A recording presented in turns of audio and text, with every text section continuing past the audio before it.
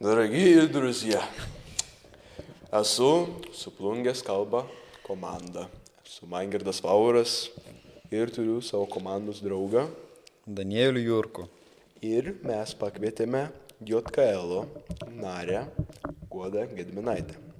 Ir šiandien ją tardysime. Taigi, kaip jūs jaučiatės?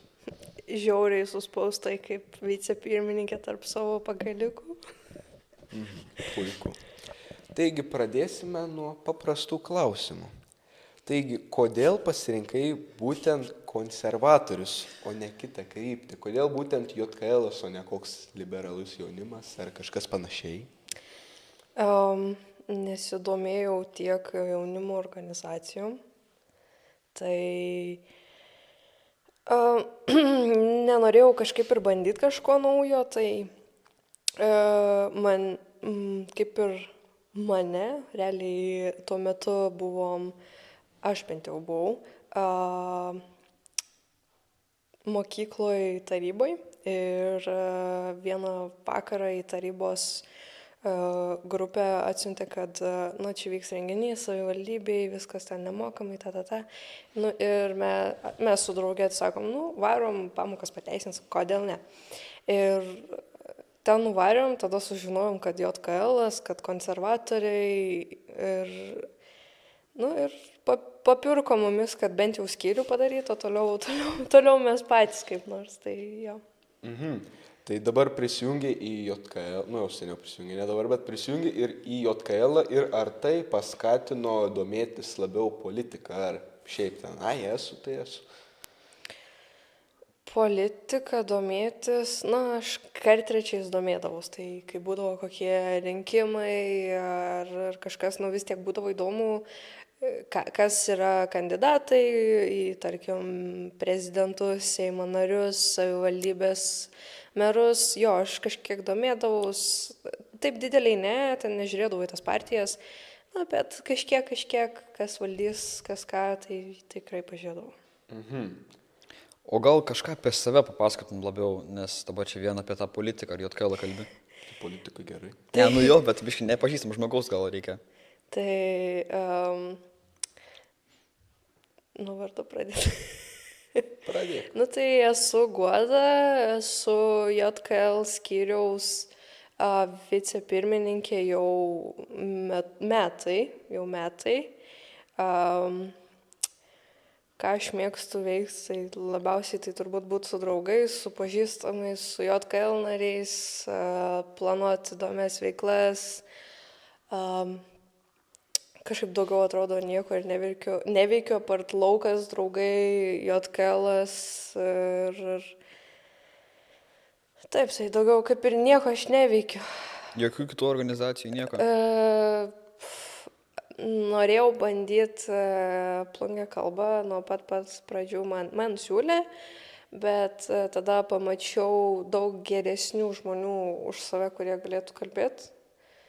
Tada nemačiau tiek savy tos drąsos kalbėti. Tai taip ir gavos, kad aš išėjau, net neprasidėjus podcastam ir aš buvau pačiam podcast'e, kurio neišleidau. Tai ne, niekur nebandžiau, LMS-o ne, mane jūs dominat su krantu nebent. Bet ar išliko koks nors noras grįžti į Plungę kalbą, ar šiaip jau nepasisekė, tai ir ieškausi kitų krypčių? Jo, iš tikrųjų, paskutiniu metu labai daug pradėjau galvoti apie tas jaunimo organizacijas. Kai prisijungė JKL naujų narių, jūs labai pradėjo daug kalbėti apie tas jaunimo organizacijas, kokie jūs aktyvūs, ir aš pagalvojau, aš tokiam amžiui tikrai nebuvau tokia aktyvi, net nemačiau apie tai ir jo būtų smagu pabandyti tą kitokį Plungę kalbą, negu aš įsivaizdavau. Tai taip, aš turiu noro ateiti į Plungę kalbą. Dabar grįžtam vėl prie politikos, prie visko. Tai kadangi esi JKL, jaunųjų konservatorių lyga, ar sutinki su visom, kaip pažiūrėk dabar į konservatorius ir ar sutinki su visom vertybėm, ar gal geriau kokios ten kitos politinės partijos turi vertybių, kurių tu labiau sieki Lietuvoje? Kadangi aš tiek stipriai nesidomiu politiką, ten, vat, kurios vertybės geresnės, kurios ne, aš į JKL žiūriu kaip į jaunimo organizaciją, kur mes darom veiklas jaunimui, tai aš kažkiek gal ir sutinku su konservatorių tom idėjom, ypač pačios organizacijos idėjom, tai kad kaip Libertas Pietas, tai ten tą visą lietuviškumą išlaikyti ir ten puoselėt, tai aš su tom taip sutinku, nes daugelis iš jaunų žmonių nenori to daryti, jiems smagu daryti tai, ką jie patys sugalvoja. Arba pasimta iš Amerikos kokių tradicijų. Gerai, o ką jūs veikiat per tuos susirinkimus ar panašiai, ką jūs organizuojat? Žinau, aš esu pats JKL, bet noris kažką iš vicepirmininkės išgirsti, gal kažką veikdavot įdomiau prieš mum prisijungiant. Prieš jum prisijungiant, tai taip, mes turėjom neformalų renginį, pakol kas tik vieną, planuose būtų ir padaryti kitą. Tai jo, mes susirinkdavom, tada susiorganizuodavom, kad susirenkam va tokią dieną į ten jaunimo centrą, mumis priimdavo. Tai susirinkdavom, aptardavom dalykus, aptardavom veiklas, nusimatydavom kitus tai projektus, ką mes planuojam daryti, susidėliodavom tvarkas. Kažkiek kartu pabūdavom, ten pakalbėdavom, pakomunikuodavom, tarkim, kaip tu jauties, kaip šiandien tavo diena, ką tu užsiemi, mes bandom skyriaus narius suartinti vienas su kitu, kad būtų komunikacija, tas toks draugiškumas, o grįžtant prie neformalių renginių, tai yra tik skyriaus viduj. Mes turėjom tokį vienoj sodyboj, kadangi buvusi viena narė turėjo tėvų sodybą, tai priėmė mus, ten mes žaidėm, aišku, aš nedalyvau tą kartą, nes turėjau kitokių sveikatos problemų, bet aš kiek iš nuotraukų, kiek iš pokalbių su nariais, tai jie tikrai smagiai praleido laiką, kepė šašlikus. Tai tikrai būdavo tų veiklų ir vasarą mes aprimom ir daug netekom narių. O tie neformalūs renginiai, kad įvyksta vasarą, ar nesvarbu?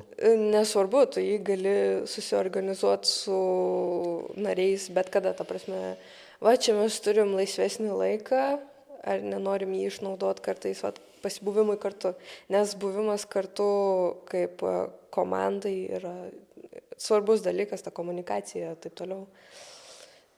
Tai ar visada sutarėt su savo komandos nariais, ar dažniausiai kokių barnių būna nesutarimų?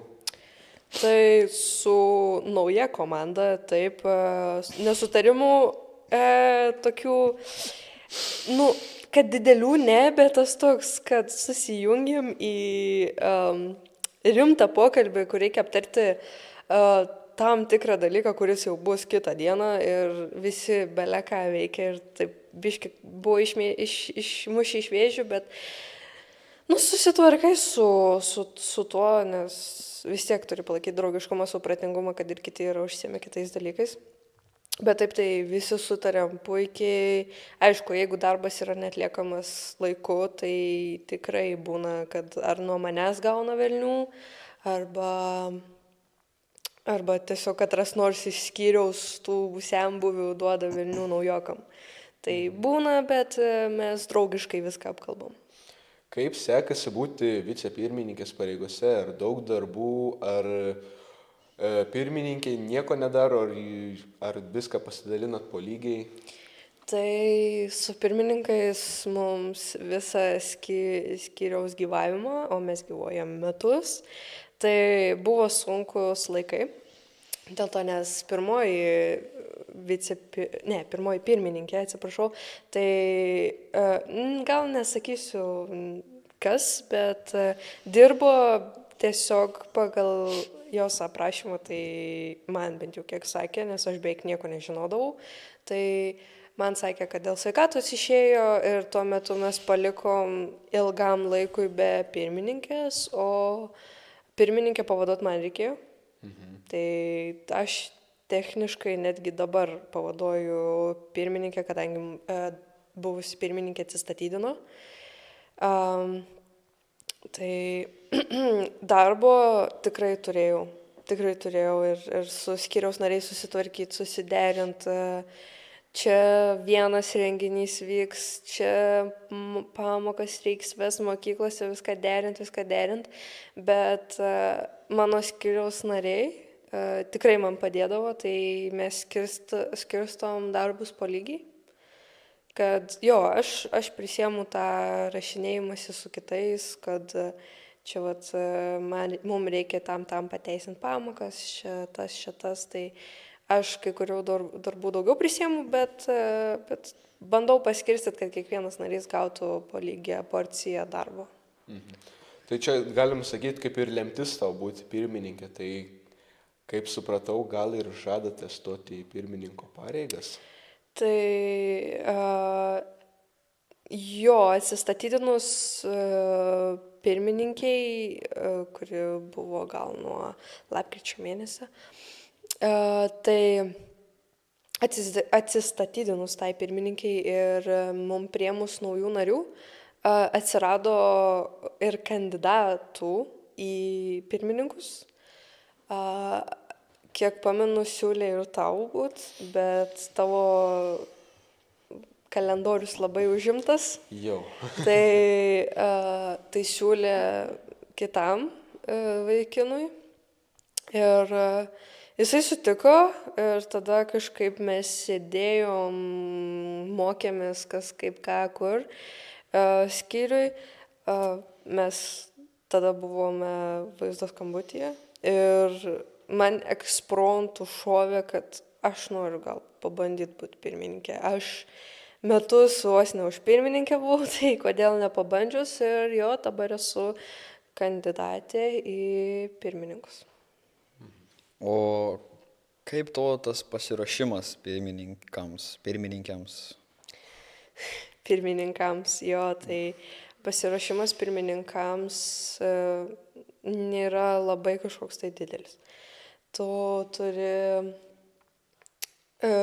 pasiruošti kalbą, tai čia yra svarbus dalykas, kad įtikint komandos narius, kad tu esi vertas šitos pozicijos, kad tau tai yra svarbu, įrodyti, kad JKL tau svarbu ir tu tikrai tuos metus kandidatūros, tu tikrai kažką nuveiksi. Tai taip, tiesiog pasiruošiau kalbą.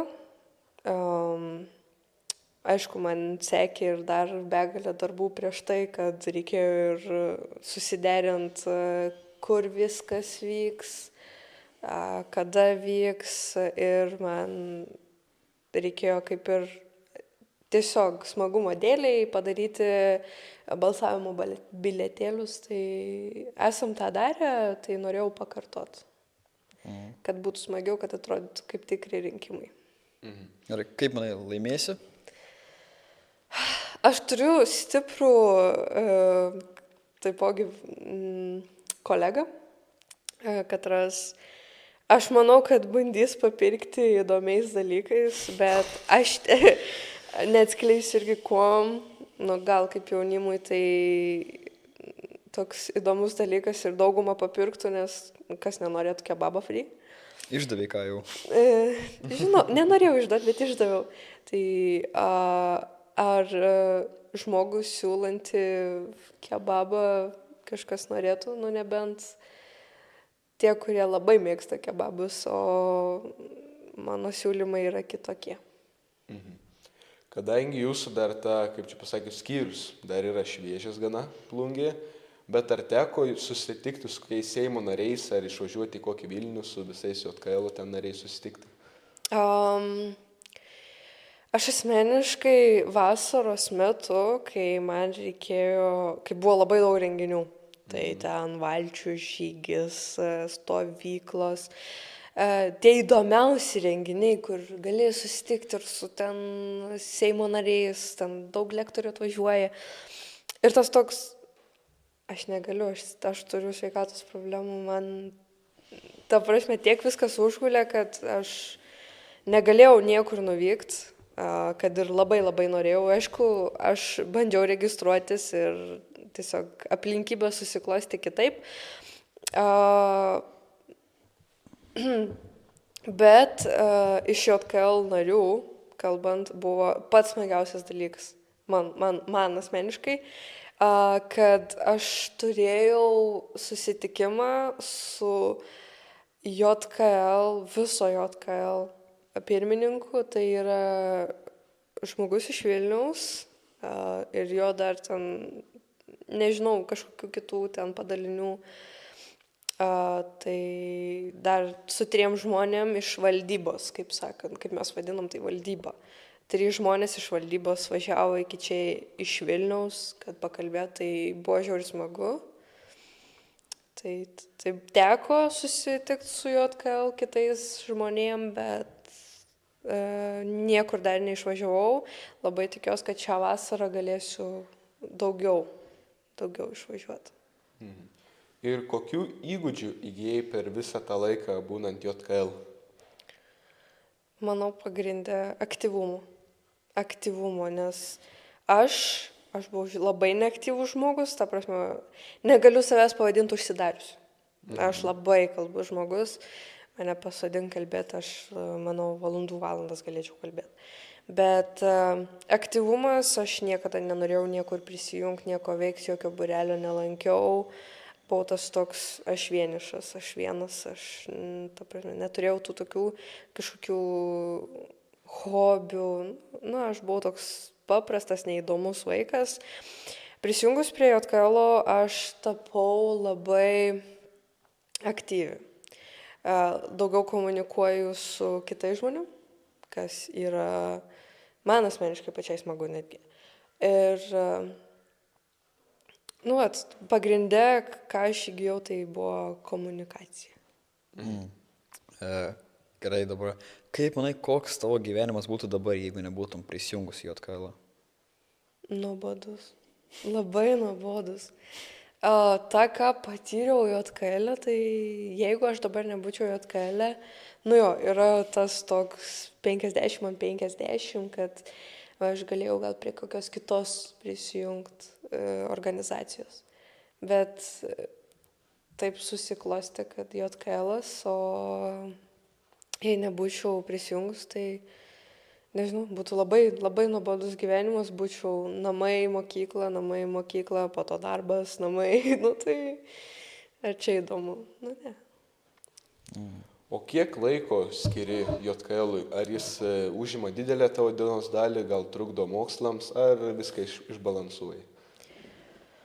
Man JKL mokslam tikrai netrukdo. Ta prasme, gerai, biški kartais ir pamaišo reikalus, kai reikia išvykti ten, kai reikia išvykti į kitas mokyklas, ten pamoką pravest, man sugadina dalį dienos, kadangi mano mokykla biški toliau nuo mano namų ar ten kitos mokyklos. Ir taip važinėtis aš nespėčiau, ta prasme, tai truputį gal, bet tik 10% viso to tai trukdo man mokyklai. Įsiminiau mokyklą ir pamiršau, kas toliau buvo.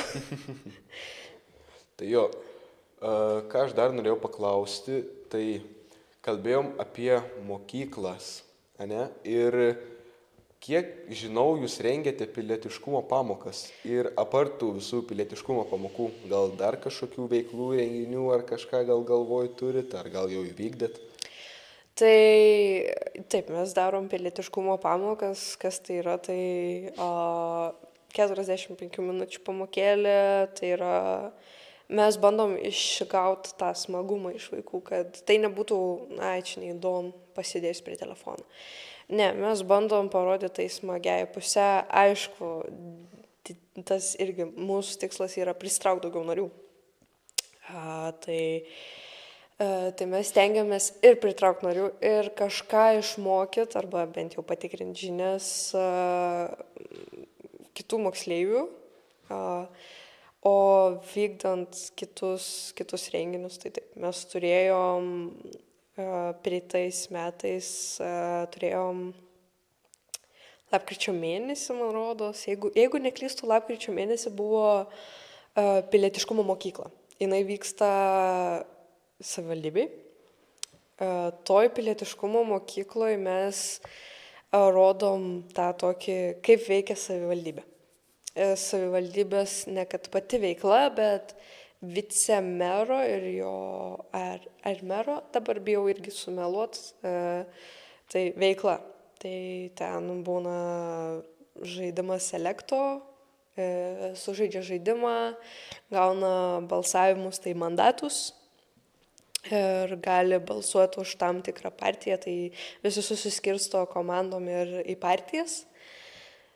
Tai ir tada išrenkamas yra meras ir vicemeras. O šiais metais, per seniausiai buvo europarlamentiškumo, jeigu neklystu, taip vadinas, mokykla. Tai joje buvote ir jūs, tai ten buvo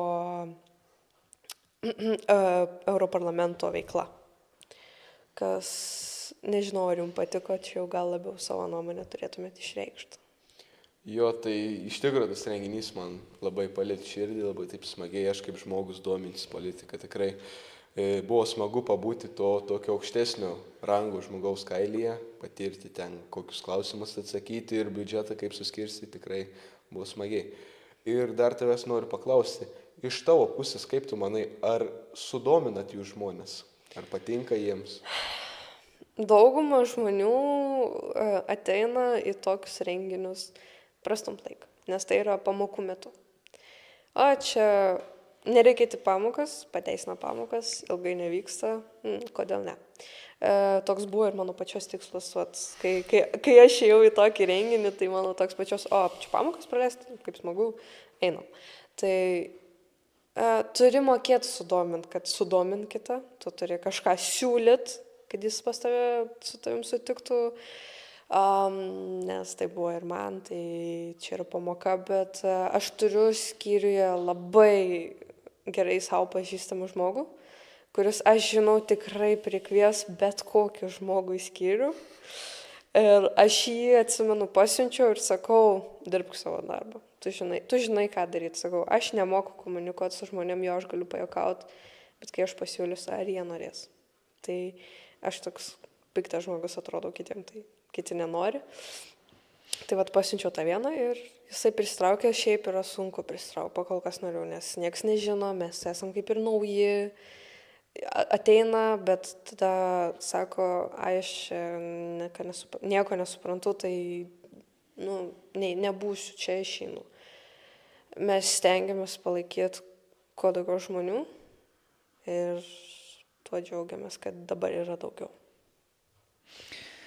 Gerai, dabar toks klausimėlis, kur dažniausiai visų klausiu, kaip sekasi tau laiką susiplanuoti, kaip sekasi jį sudėlioti? Tai mano laikas nėra labai taip užimtas kaip kitų. Jo, aš ten turiu derinti mokyklą, o man mokykla ganėtinai ilgai beveik kiekvieną dieną. Tai aš turiu ir šeimai duoti laiko. Dažniausiai stengiamės, bent jau, kadangi aš esu tik JKL pakolkas, tai aš stengiuosi derinti taip, kad visiems būtų patogu. Jau nesvarbu, ar man bus patogu, aš gal būsiu lauke, bet aš su nariais suderinsiu taip, kad jiems būtų patogu, nes mano patogumas tuo atveju yra labai nesvarbus. Man svarbiausia mano nariai, kad jie turėtų laiko. Ir Tai vat aš taip derinu tuos susijungimus, pokalbius, rinkimus, bet kokią kitą veiklą, kad aš jau kaip nors rasiu laiko, o nariams turi būti patogu. Tai kaip supratau, jūs seniau buvai tokia nelabai aktyvi, ten nenorėjai dalyvauti, o kaip paskatintum kitus, kad ir žiūrovai žiūrintis šią seriją, kaip paskatintum tokius žmonės, kurie nelabai nori kažkur prisijungti, bet taip biški po biški traukia, bet nėra to didelio noro.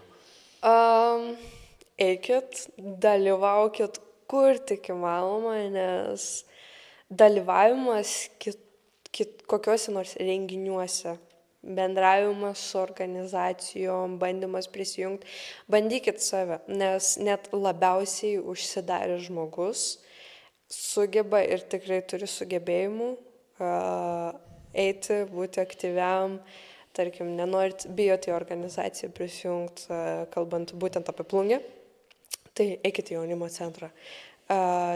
Ten, ta prasme, tikrai rasit veiklos, tai eikit, darykit, bandykit, nesėdėkit vietoj.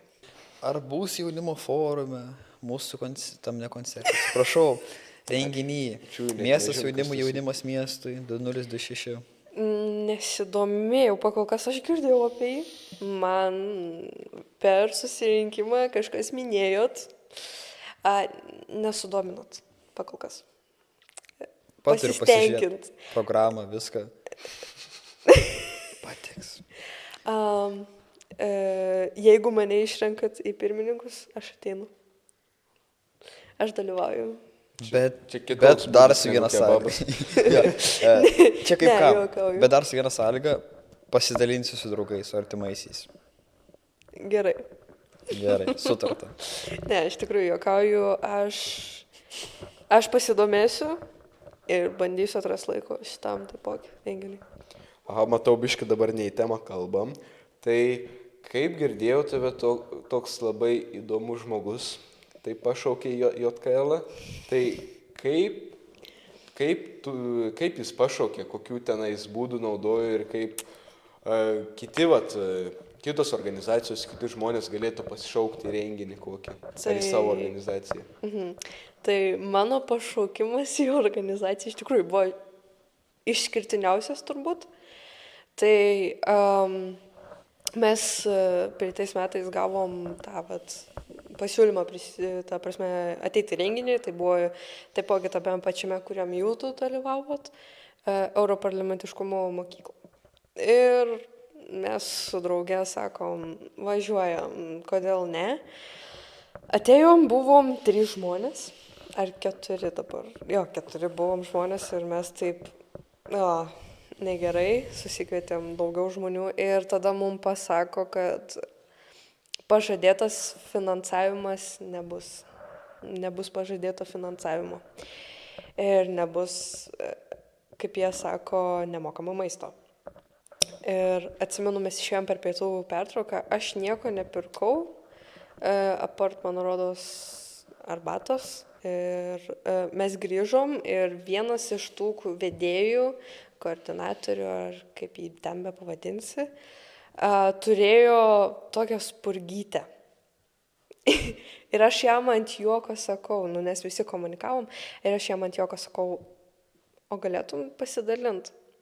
Ir jis sako, jeigu tu prisijungsi į JKL, padarysim skyrių Plungiai, aš tau duosiu spurgytę. Ir aš sutikau, jis man davė tą spurgytę, po to kitas priėjo. Ir aš sakau, aš neprisijungsiu į JKL. Ir jisai sako, kodėl? Ir tada pasiūlė pravežti su BMW savo. Sakau, aš tada joininu ir taip gavos, kad sukūrėm skyrių ir prisijungiau. Tai mėly žiūrovai, kaip matot, kaip nuo vienos mažos spurgytės gali iškilti tokią normalią, gerą organizaciją Plungiai. Jūs esat šviežiai atėję į JKL. Kiek čia gal mėnesiuką jau esat, tai turėtumėte turėti savo nuomonę. Tai kaip jums sekas JKL, ar patinka? Tai aš sakyčiau, tikrai labai gera grupė žmonių, visi aktyvūs, išskyrus kai kurie, katrie išeina. Čia ne kiekvieną susirinkimą į tualetą ir vėluoja.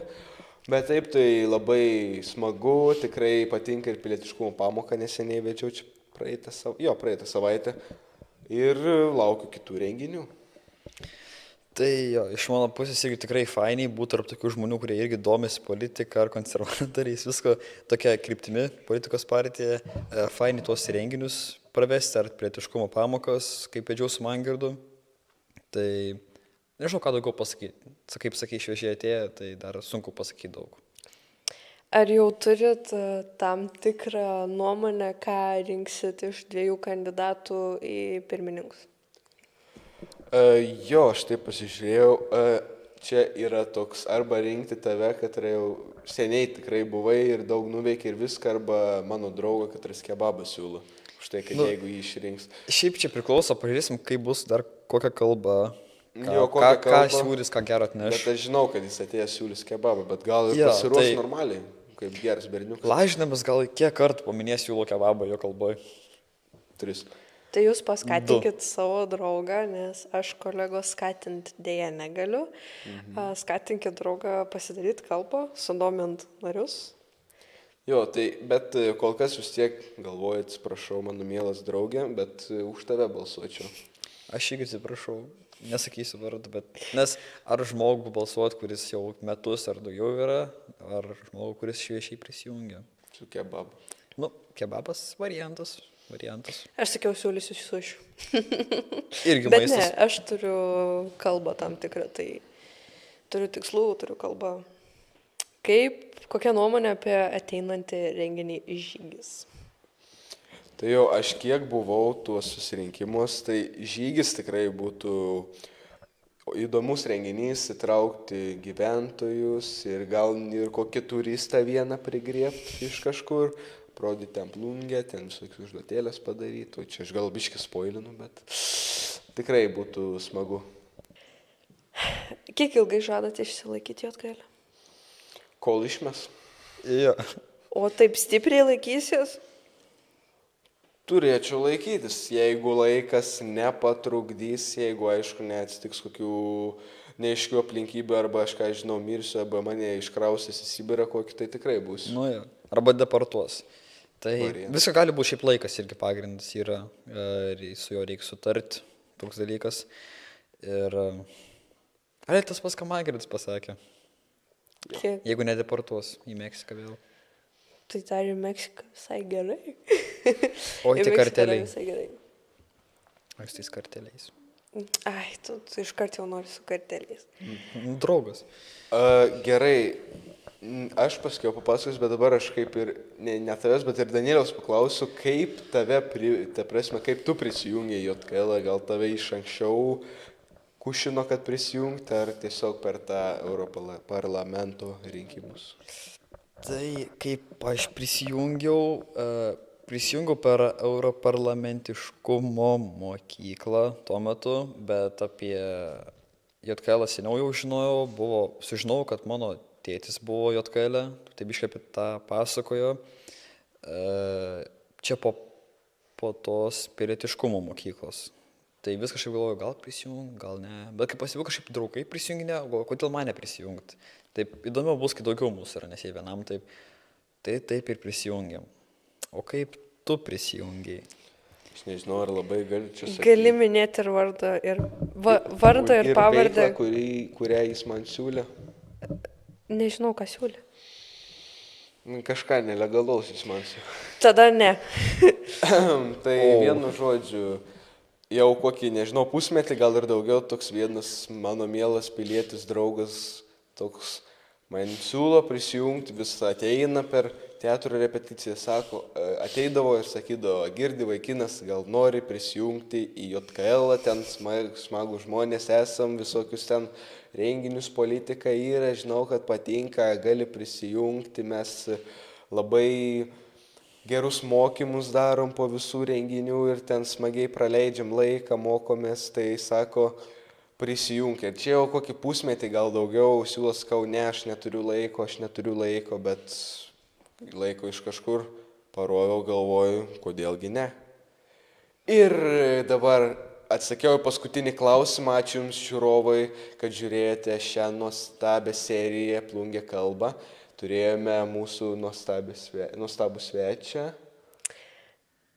Man kažką pasakyti? Taip, Ką reikia nuostabų pasakyt? svečią, vardus pavardės. Guoda Gedminaitė. Taip, iš JKL vicepirmininkė. Labai smagiai pakalbėjom, daug sužinojom apie politiką, apie lyderystę, apie aktyvumą. Tai ačiū už dėmesį ir viso gero. Ate.